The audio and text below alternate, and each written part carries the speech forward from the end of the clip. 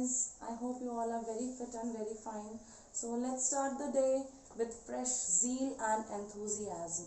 तो आज जो मैं एक टॉपिक लेके आई हूँ आप लोगों के लिए, क्योंकि लास्ट वीडियो में मैंने आपको राइटिंग स्किल्स के बारे में थोड़ा सा बताया था, तो डेफिनेटली आज का जो हमारा टॉपिक होने वाला है वो राइटिंग स्किल्स से ही रिलेटेड होने वाला है। तो आज मैं थोड़ा सा नोटिस राइटिंग कराने जा रही हूँ, क्योंकि नोटिस क्या होते हैं ये आजकल हम लोग बहुत अच्छे से समझ गए हैं। क्यों समझ गए हैं? कोरोना ने हमें बहुत कुछ सिखा दिया है।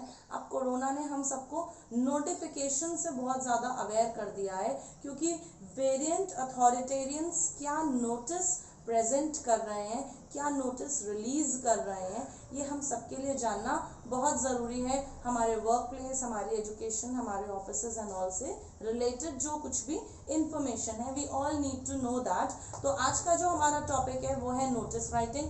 But definitely before we start the topic, let's start the day with very मेरा थॉट है, जो आज मैं थॉट लेकर के आई हूँ आप सबके लिए, वो है be you are the only one of a kind.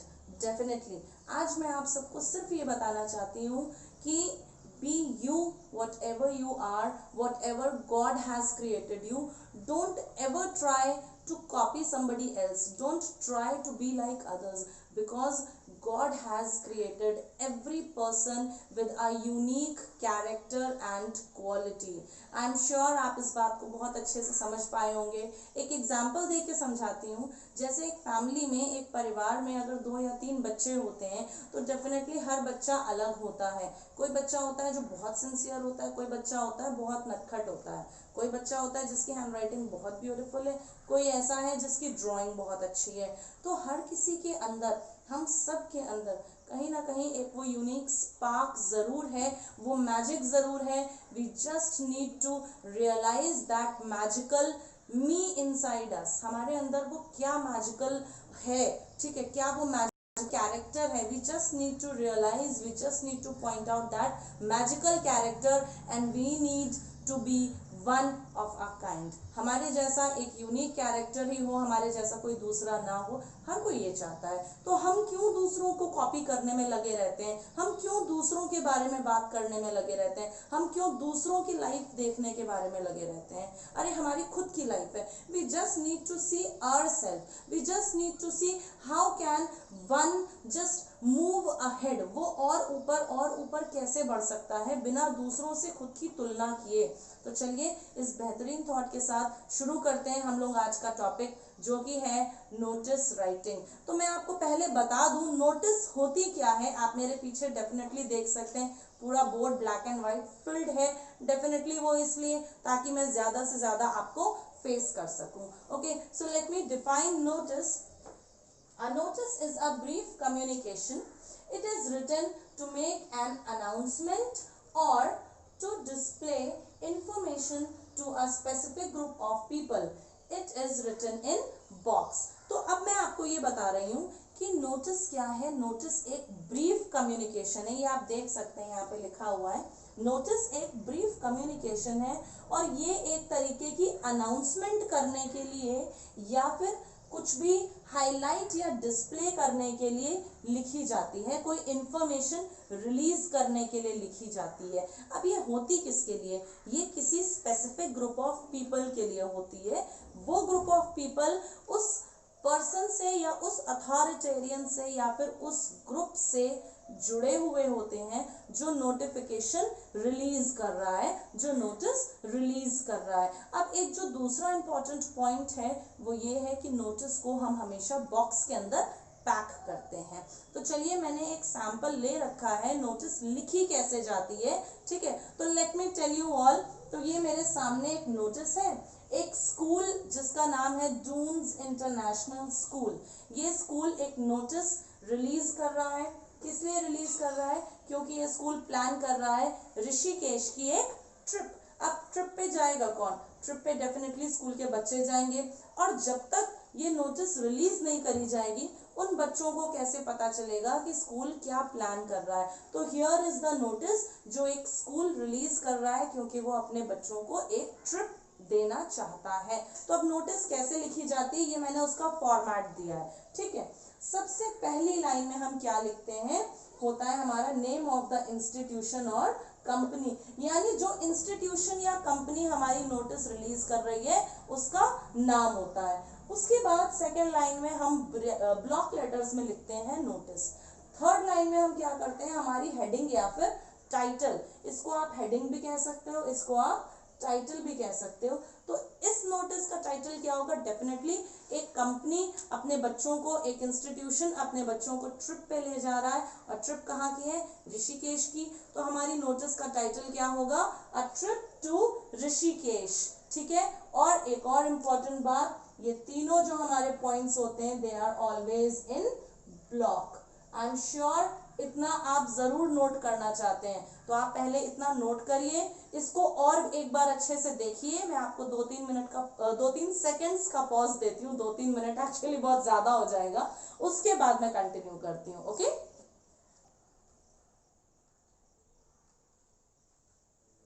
Well guys, I am back and I am sure आपने इतना ज़रूर नोट किया होगा, रिवाइज भी किया होगा, और डेफिनेटली आपने हमारे आज के थॉट के ऊपर बहुत ज़्यादा फोकस भी किया होगा।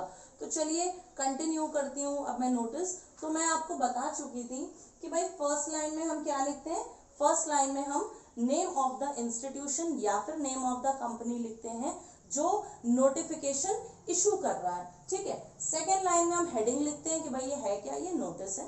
थर्ड लाइन में हम अपने नोटिस को एक बहुत ही बेहतरीन टाइटल देते हैं या हेडिंग देते हैं, और फिर आती है हमारी कंटेंट की बारी, लेकिन उसके बीच में होती है डेट, क्योंकि ये डेट क्या बताती है, ये डेट ही बताती है that when actually the notice is और वाज बीइंग इशूड, ठीक है, किस दिन इशू किया गया था या किस दिन इशू किया जा रहा है।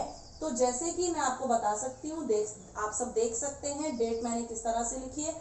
डेट के भी हमारे 2 फॉर्मेट हैं, वो भी मैं आपको अपनी कमिंग वीडियोस में जरूर बताऊंगी कि राइटिंग सेक्शन में हम लोग डेट किस तरह से लिखते हैं। तो सबसे पहले हम पर्टिकुलर डेट लिख सकते हैं, फिर हम मंथ लिख सकते हैं, कॉमा लगा के हम ईयर लिखते हैं। उसके बाद एक जो सेकंड मेथड होता है उसमें हम ईयर पहले लिखते हैं, कॉमा लगा के फिर हम अपनी डेट और मंथ लिख देते हैं, ये भी एक तरीका होता है, ठीक है। तो अब डेट के बाद हम लोग चलते हैं कंटेंट पे। नोटिस राइटिंग का जो कंटेंट होता है वो बहुत ही प्रिसाइज्ड होना चाहिए।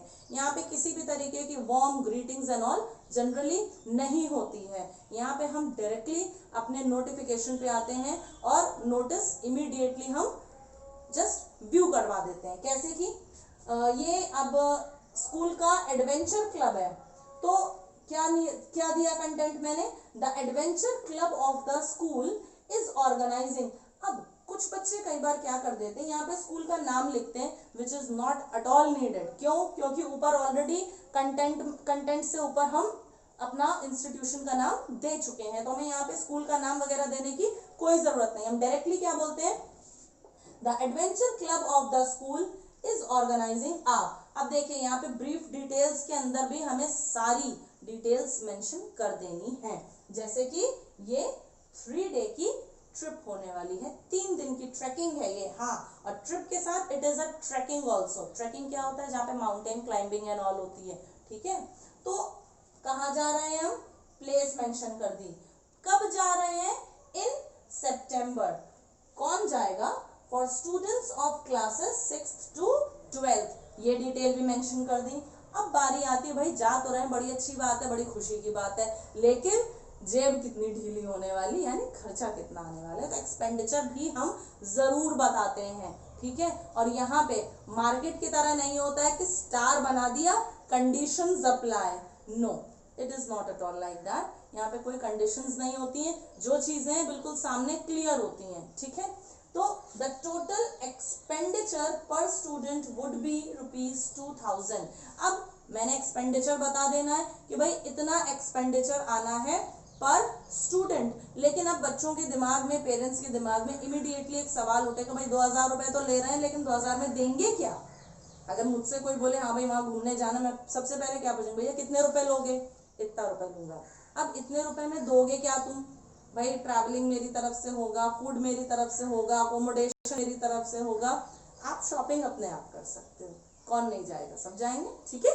तो अभी यहाँ पे क्या बताना है, विच विल इंक्लूड फूड, बस एंड लॉजिंग। तो यहाँ मैंने बता दिया कि भाई इसके अंदर फूड आपका इंक्लूडेड है, बस यानी जो भी ट्रैवलिंग होगी वो सब इसके अंदर इंक्लूडेड है, और लॉजिंग जहां भी हम स्टे करेंगे, जहां भी हम रुकेंगे वो सब इसके अंदर इंक्लूडेड है। तो यानी in a package of 2000 rupees a child can go to Rishikesh for a trip और अ ट्रेकिंग पर्पस। ठीक है, तो अब क्योंकि मैंने इसमें सारी मेन डिटेल्स दे दी हैं, अगर मैं चाहूं तो हम यहाँ पे दे सकते हैं कि भाई बच्चे एक्चुअली हमारी ट्रिप की पर्टिकुलर डेट क्या है, अगर हम चाहें तो हम ये भी दे सकते हैं। तो हमने अब क्या करना है, दोज इंटरेस्टेड, यानी भाई मैंने डिटेल दे दी, अब कुछ लोग इंटरेस्टेड होंगे अपने घर पे बातचीत करेंगे, बातचीत कर लें, और जिनको लगता है कि उन्हें जाना है, kindly submit your names to the अंडरसाइंड।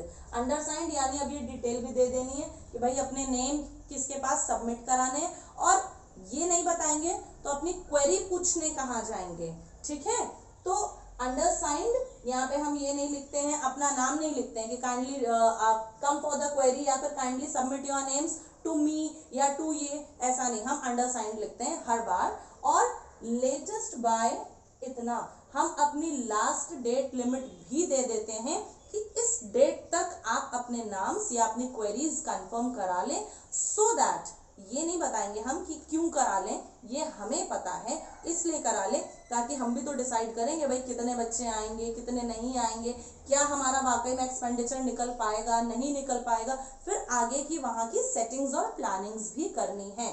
ठीक है, ये अंदर की बात होती है, ये हम नोटिस में नहीं जारी करते, लेकिन हम लास्ट डेट हमेशा दे देते हैं। और एक और बात मैं आपको बता दूं, इफ यू वांट, आप यहाँ पे ये भी कह सकते हो, जहां आपने लिखा था काइंडली सबमिट योर नेम्स, आप वहां पे ये भी कह सकते हो for any query you can contact the undersigned, आप ये भी कह सकते हो। तो मेरे ख्याल से इतना तो आपको बहुत अच्छे से समझ में आया है। ठीक है, अगर आपको ये समझ में आया है तो अब इसकी एंडिंग कैसे होती है मैं वो भी आपको बता दूं। भाई अंडरसाइंड है तो अंडरसाइन तो एक होना चाहिए, सिग्नेचर्स होंगे किसके, उसके, the person who is issuing the notice. ठीक है, अब उसके बाद उसकी डेजिग्नेशन बहुत इंपॉर्टेंट है कि भाई इशू तो कर रहा है लेकिन एक्चुअली किस डेजिग्नेशन से इशू कर रहा है नोटिस। और उसके बाद अगर कोई और क्लब है या कोई सोसाइटी है, वो क्लब या सोसाइटी, और आप चाहो तो यहाँ पे अपना नाम भी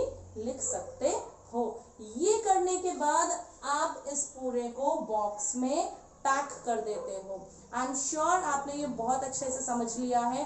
तो अब बारी है हमारे आज के न्यू वर्ड की, जो मैंने अभी नहीं दिया है, इसलिए नहीं दिया है क्योंकि मेरा बोर्ड ऑलरेडी फिल्ड हो गया था। Now I am giving you few seconds, आप आराम से इसको नोट करिए, फिर आज का जो हमारा ट्विस्ट है वो न्यू वर्ड में लेकर के फटाफट हाजिर होने वाली हूँ।